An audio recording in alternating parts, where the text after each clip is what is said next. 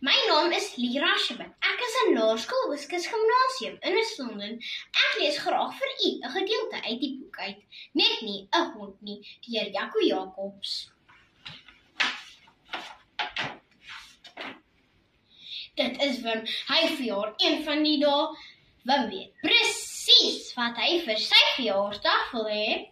Net nie 'n hond nie. Honde blaf te veel, sê ma. Ons wil tog nie dag en nag na 'n geblaf luister nie. Wim dink 'n bietjie. Nou goed, sê hy. Dan soek ek eerder 'n elektriese gitaar. 'n Elektriese gitaar is perfek. Dit kan nie blaf nie, maar dit kan lekker musiek maak. Wim se oë blink. Dink net wat hy als met 'n elektriese gitaar kan doen.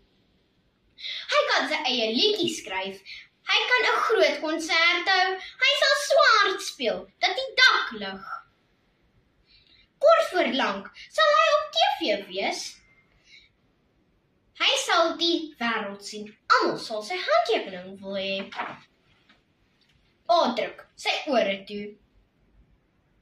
O nee, sê hy, my arme ore sal dit nooit hou nie. Kies asseblief iets anders, Wim.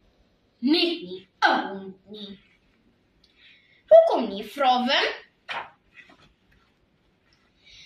Honde kan verskriklik mors, sê pa. As dit reën, trap hulle die vloer vol modder en hulle los hare op die sitkamerbank. Wim dink 'n bietjie. Nou goed, sê hy, dan soek ek eerder 'n luislang.